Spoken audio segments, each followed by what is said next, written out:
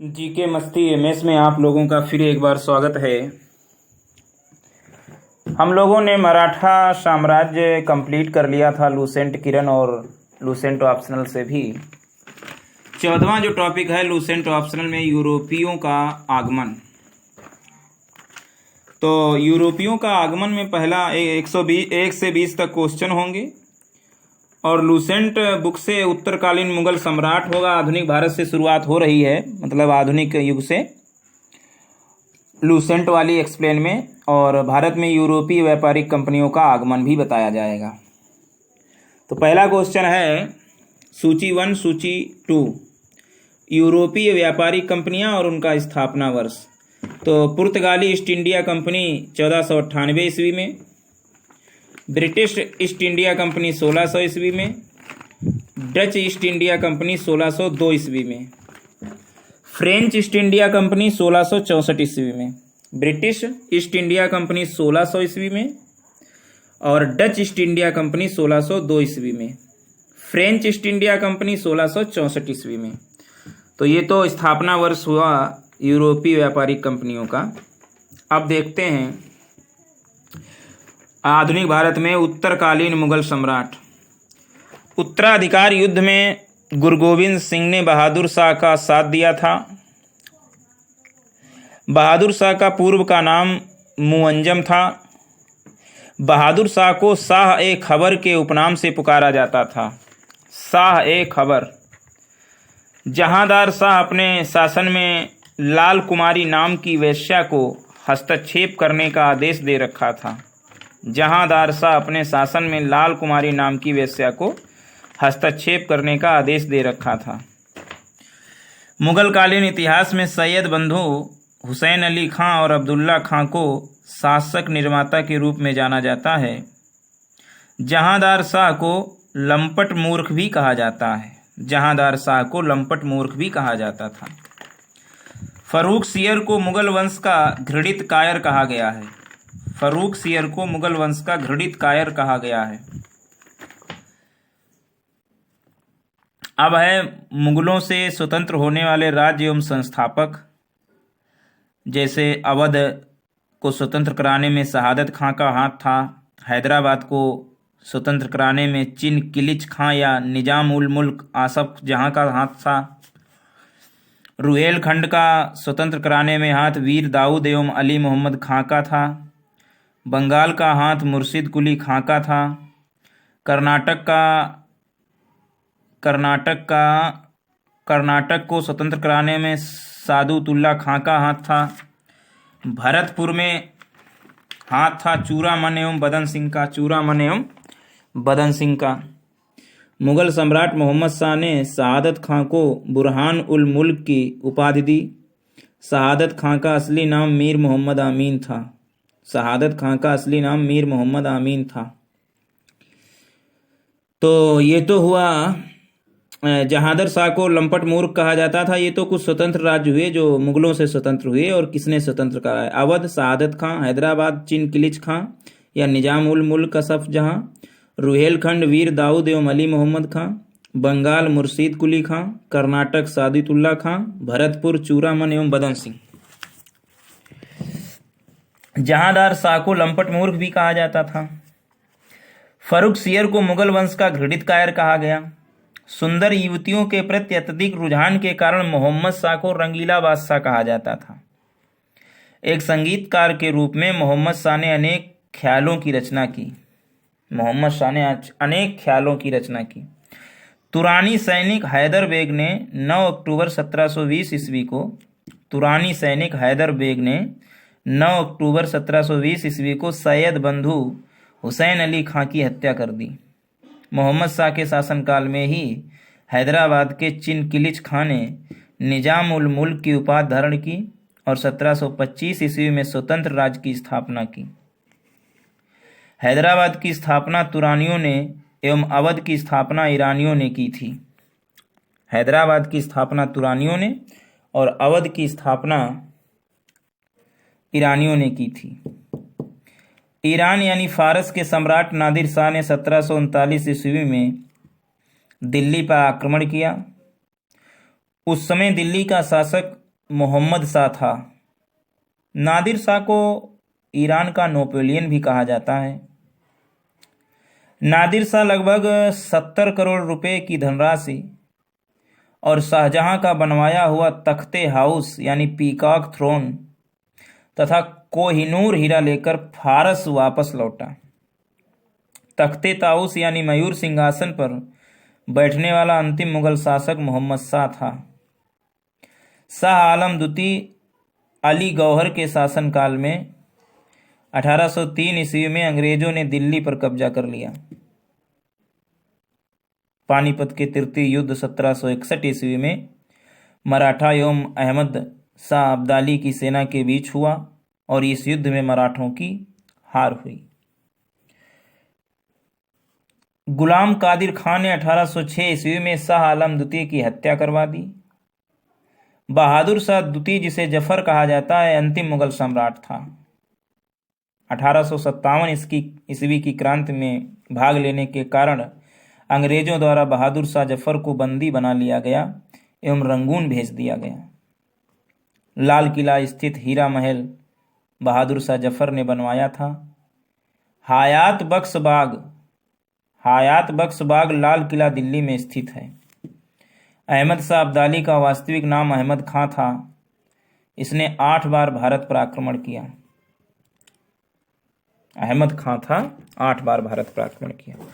उत्तरकालीन मुगल सम्राट जैसे बहादुर शाह 1707 से 1712 ईस्वी तक, जहांदार शाह 1712 से 1713 ईस्वी तक, बरूख सियर 1713 से 1719 ईस्वी तक, मोहम्मद शाह 1719 से 1748 ईस्वी तक, अहमद शाह 1748 से 1754 ईस्वी तक, आलमगीर द्वितीय 1754 से 1759 ईस्वी, शाह आलम द्वितीय 1759 से 1806 ईस्वी तक, अकबर द्वितीय 1806 से 1837 ईस्वी, बहादुर शाह जफर 1837 से 1857 ईस्वी तक। तो ये तो उत्तरकालीन मुगल सम्राट हुए। अब है भारत में 38वां पॉइंट है, भारत में यूरोपीय व्यापारिक कंपनियों का आगमन। देखिए 17 मई 1498 ईस्वी में वास्को डिगामा ने भारत के पश्चिमी तट पर स्थित कालीकट बंदरगाह पहुंचकर भारत एवं यूरोप के बीच नए समुद्री मार्ग की खोज की। इस यात्रा में वास्को डिगामा को भारतीय व्यापारी अब्दुल मजीद ने सहयोग किया था। 1505 ईस्वी में फ्रांसिस्को दी अल्मेड़ा राज्य में 1505 ईस्वी में फ्रांसिस्को दी अल्मेड़ा भारत में प्रथम पुर्तगाली वायसराय बनकर आया। 1559 ईस्वी में अल्फांसो दी अल्बुकर्क 1509 ईस्वी में अल्फांसो दी अल्बुकर्क भारत में पुर्तगालियों का वायसराय बना। इसने 1510 ईस्वी में बीजापुर के यूसुफ आदिल शाह से गोवा को जीता। 1510 ईस्वी में बीजापुर के यूसुफ आदिल शाह से गोवा को जीता। पुर्तगालियों ने अपनी पहली व्यापारी कोठी कोचीन में खोली। दक्षिणी पूर्वी तट पर पुर्तगालियों की एकमात्र बस्ती सन थोमे थी। पुर्तगालियों के बाद भारत में डच लोग आए। पहला डच यात्री कार्नेलियन हाउटमैन 1596 ईस्वी में भारत के पूर्व सुमात्रा पहुंचा। पुर्तगालियों के बाद भारत में डच लोग आए और पहला डच यात्री कार्नेलियन हाउटमैन 1596 ईस्वी में भारत के पूर्व सुमात्रा पहुंचा। डचों ने भारत में अपनी प्रथम व्यापारी कोठी यानी फैक्ट्री 1605 ईस्वी में मसूलीपट्टनम में स्थापित की। डचों की दूसरी व्यापारी कोठी पुलिकट में स्थापित हुई, जहां उन्होंने अपने स्वर्ण सिक्के पैगोडा को ढाला और पुलिकट को ही समस्त गतिविधियों का केंद्र बनाया। मसूलीपट्टनम में स्थापित की डचों की दूसरी व्यापारी कोठी पुलिकट में स्थापित हुई, जहां उन्होंने अपने स्वर्ण सिक्के पैगोडा को ढाला और पुलिकट को ही समस्त गतिविधियों का केंद्र बनाया। डचों ने भारत में प्रथम बार औद्योगिक वेतनभोगी रखे। डचों का भारत में अंतिम रूप से पतन 1759 ईस्वी को अंग्रेजों एवं डचों के मध्य हुए बेदरा युद्ध से हुआ। 1759 बेदरा युद्ध। 31 दिसंबर 1600 ईस्वी को इंग्लैंड की रानी एलिजाबेथ प्रथम ने ईस्ट इंडिया कंपनी को अधिकार पत्र प्रदान किया। 31 दिसंबर 1600 ईस्वी को इंग्लैंड की रानी एलिजाबेथ प्रथम ने ईस्ट इंडिया कंपनी को अधिकार पत्र प्रदान किया। प्रारंभ में ईस्ट इंडिया कंपनी में 217 साझीदार थे और पहला गवर्नर टॉमस स्मिथ था। 217 साझीदार, पहला गवर्नर टॉमस स्मिथ था। मुगल दरबार में जाने वाला प्रथम अंग्रेज कैप्टन हॉकिंस था, जो जेम्स प्रथम के राजदूत के रूप में 1609 ईस्वी में जहांगीर के दरबार में गया था। भारत आने वाला पहला अंग्रेजी जहाज रेड ड्रैगन था। 1611 ईस्वी में दक्षिण पूर्व समुद्री तट पर सर्वप्रथम अंग्रेजों ने मसूलीपट्टनम में व्यापारी कोठी की स्थापना की। 1611 ईस्वी में दक्षिणी पश्चिमी समुद्र तट पर सर्वप्रथम अंग्रेजों ने मसूलीपट्टनम में व्यापारी कोठी स्थापित की। जहांगीर ने 1613 ईस्वी में एक फरमान जारी कर अंग्रेजों को सूरत में थॉमस एल्डवर्थ के अधीन व्यापारी कोठी खोलने की इजाज़त दे दी। अच्छा, पूर्वी तट पर अंग्रेजों ने अपना प्रथम व्यापारी कोठी मसूलीपट्टनम में 1611 में खोला, जबकि पश्चिमी तट पर सूरत में 1613 ईस्वी में व्यापारी कोठी स्थापित की गई और पहली बार सूरत में 1608 ईस्वी में व्यापारी कोठी स्थापित करने का प्रयास किया गया था।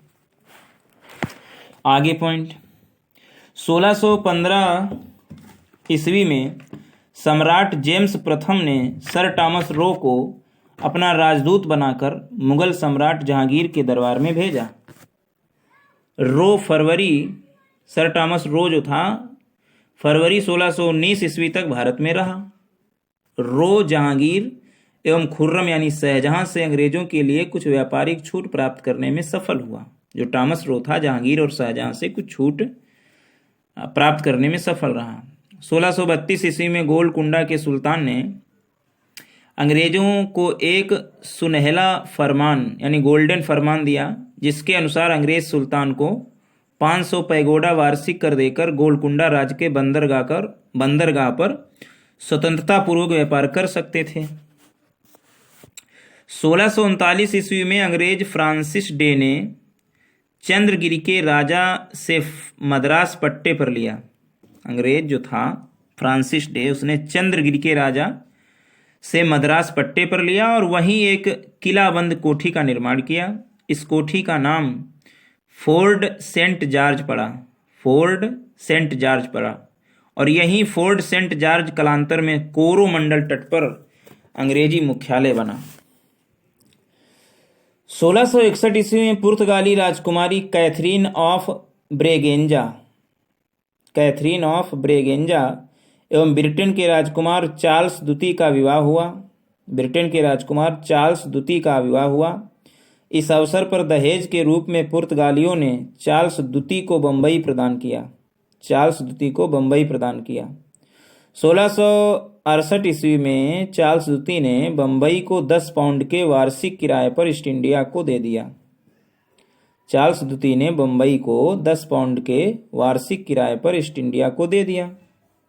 1687 ईस्वी में अंग्रेजों ने पश्चिमी तट का मुख्यालय सूरत से हटाकर बंबई को बनाया। 1687 ईस्वी में गेराल्ड ओंगियर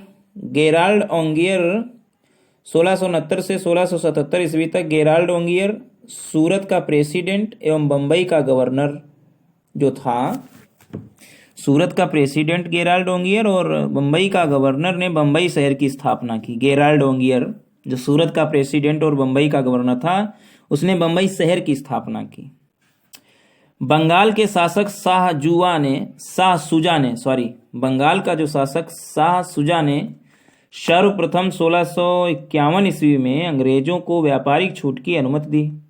इस अनुमति को निशान कहते थे। 1698 ईस्वी में अंग्रेजी ईस्ट इंडिया कंपनी ने 3 गांव सुतानुती, कालीकट एवं गोविंदपुर की जमींदारी एवं गोविंदपुर की जमींदारी 1200 रुपये भुगतान कर प्राप्त की और यहाँ पर फोर्ट विलियम का निर्माण किया। चार्ल्स आयर फोर्ट विलियम के प्रथम प्रेसिडेंट हुए। चार्ल्स आयर फोर्ट विलियम के प्रथम प्रेसिडेंट हुए। कालांतर में यही कलकत्ता नगर कहलाया, जिसकी नींव जॉर्ज 4 नौक ने रखी। भारत में फ्रांसीसियों की प्रथम कोठी फ्रैंको कैरो के द्वारा सूरत में 1668 ईस्वी में स्थापित की गई। भारत में फ्रांसीसियों की प्रथम कोठी फ्रैंको कैरो के द्वारा सूरत में 1668 ईस्वी में स्थापित की गई। 1674 ईस्वी में फ्रांसीसी कंपनी के निदेशक फ्रैंकिस मार्टिन ने वाली कोंडापुर के सूबेदार शेर खां लोधी से पुद्दुचेरी नामक एक गांव प्राप्त किया, जो कालांतर में पांडचेरी के नाम से जाना गया। 1674 ईस्वी में फ्रांसीसी कंपनी के निदेशक फ्रैंकिस मार्टिन ने। अगला पॉइंट, प्रथम कर्नाटक युद्ध 1746 से 48 ईस्वी में ऑस्ट्रेलिया के उत्तराधिकार युद्ध से प्रभावित हुआ। जो प्रथम कर्नाटक युद्ध 1746 से 48 में हुआ तो ऑस्ट्रेलिया का जो उत्तराधिकार का युद्ध हुआ उससे प्रभावित हुआ। 1748 ईस्वी में हुई एला सापल की संधि के द्वारा ऑस्ट्रेलिया का उत्तराधिकार युद्ध समाप्त हो गया और इसी संधि के तहत प्रथम कर्नाटक युद्ध भी समाप्त हो गया। दूसरा कर्नाटक युद्ध 1749 से 54 ईस्वी तक लड़ा गया। इस युद्ध में फ्रांसीसी गवर्नर डुप्ले की हार हुई, उसे वापस बुला लिया गया और उसकी जगह पर यानी डुप्ले की जगह पर गोडेहू को भारत में अगला फ्रांसीसी गवर्नर बनाकर भेजा गया। गोडेहू को पांडचेरी की संधि हुई 1755 में और यह युद्ध दूसरा कर्नाटक का समाप्त हो गया। अब कर्नाटक का तीसरा युद्ध जब 1756 से 1763 ईस्वी के बीच हुआ, जो 1756 ईस्वी में शुरू हुए सप्तवर्षीय युद्ध का ही एक अंश था।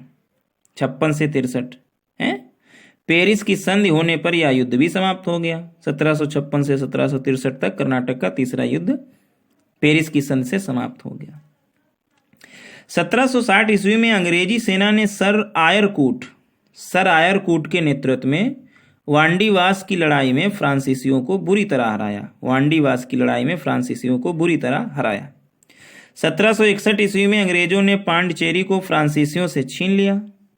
1763 ईस्वी में हुई पेरिस संधि के द्वारा अंग्रेजों ने चंद्रनगर को छोड़कर शेष अन्य प्रदेशों को लौटा दिया, जो 1749 ईस्वी तक फ्रांसीसी कब्जे में थे। ये प्रदेश भारत की आज़ादी तक फ्रांसीसियों के ही कब्जे में रहे। तो ये तो भारत में यूरोपीय व्यापारिक कंपनियों का आगमन लूसेंट बुक से हुआ। अब अगला टॉपिक लूसेंट बुक में जो है एक्सप्लेन में बंगाल पर अंग्रेजों का, तो वो तो अगला पार्ट है जिसमें बताया गया है ब्रिटिश सत्ता का विस्तार। तो अगला जो वीडियो आएगा उसमें किरण बुक से, तब तक ये क्वेश्चन 20 कर लेते हैं। दूसरा क्वेश्चन फिर सूची मिलाने वाला है। पुर्तगाली ईस्ट इंडिया की कंपनी गोवा में थी, मुख्यालय गोवा में था। ब्रिटिश ईस्ट इंडिया कंपनी का मुख्यालय कलकत्ता में था और डच ईस्ट इंडिया कंपनी का मुख्यालय नेगपट्टनम में था और फ्रेंच ईस्ट इंडिया कंपनी का मुख्यालय पांडचेरी में था। पुर्तगाली Goa, British Calcutta, Dutch Nagapattinam, French East India Company Pondicherry. तीसरा है किस किस यूरोपीय व्यापारिक कंपनियों का मध्यकाल में भारत में आगमन हुआ। तो पुर्तगाली भी आए, ब्रिटिश भी आए, डच भी आए, डैनिश भी आए, फ्रेंच भी आए, फ्लैंडर्स भी आए, स्वीडिश भी आए। तो ये सभी आए, है ना। पुर्तगाली, British, Dutch, Danish, French, Flanders, Swedish. वह पुर्तगाली कौन था जिसने गोवा पर अधिकार किया था? तो रॉबर्टो डी नोवेली जो था पुर्तगाली, उसने गोवा पर अधिकार किया था। Roberto D नोवेली। भारत में ईस्ट इंडिया कंपनी का पहला गवर्नर जनरल कौन था? तो लॉर्ड मार्क्विज ऑफ हेस्टिंग्स ये भारत में ईस्ट इंडिया कंपनी का पहला गवर्नर जनरल था। अच्छा, किस यूरोपीय ने भारत में सबसे पहले अपना व्यापार फैलाया और प्रभावित किया? तो ब्रिटिश ने भारत में सबसे पहले अपना व्यापार फैलाया और प्रभावित किया। वर्ष 1498 ईस्वी में वास्को डी गामा भारत में कहाँ उतरा था? तो कालीकट उतरा था। वास्को डी गामा कहाँ का रहने वाला था? तो पुर्तगाल का रहने वाला था। वह अंग्रेज जिसने सम्राट जहांगीर के दरबार में आकर भेंट किया? तो सर टॉमस रो थे। गोवा, दमन और दीप का उपनिवेशीकरण मूलतः किया गया? तो गोवा, दमन और दीप का उपनिवेशीकरण मूलतः पुर्तगालियों द्वारा किया गया। 11वां क्वेश्चन, अल्बुकर्क ने गोवा को 1510 ईस्वी में किससे छीना था? तो अल्बुकर्क ने गोवा को 1510 ईस्वी में बीजापुर के सुल्तान से छीना था। भारत तक समुद्री मार्ग की खोज की गई पुर्तगालियों द्वारा।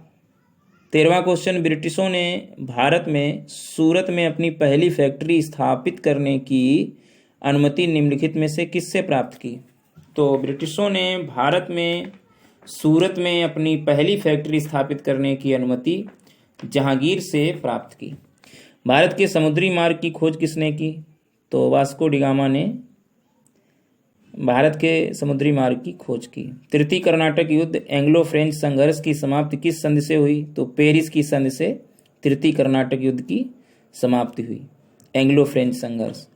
पुर्तगाली व्यापारी कंपनी के भारत आगमन का सर्वप्रमुख उद्देश्य था काली मिर्च व अन्य मसालों के व्यापार पर एकाधिकार प्राप्त करना। ये पुर्तगाली व्यापारी कंपनी के भारत आगमन का सर्वप्रमुख उद्देश्य था।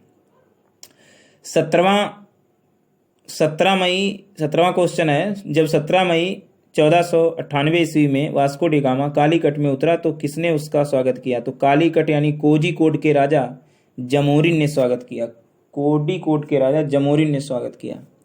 पुर्तगालियों ने भारत में सर्वप्रथम कहाँ फैक्ट्री स्थापित की? तो पुर्तगालियों ने भारत में कालीकट में अपनी फैक्ट्री स्थापित की। 1717 ईस्वी में निम्नलिखित में से कौन से मुगल सम्राट ने अंग्रेजों की ईस्ट इंडिया कंपनी को भारत में व्यापार पर विशेषाधिकार प्रदान करने का फरमान जारी किया? तो फर्रुख सियर ने 1717 ईस्वी में मुगल सम्राट ने अंग्रेजों की ईस्ट इंडिया कंपनी को भारत में व्यापार पर विशेषाधिकार प्रदान करने का फरमान जारी किया।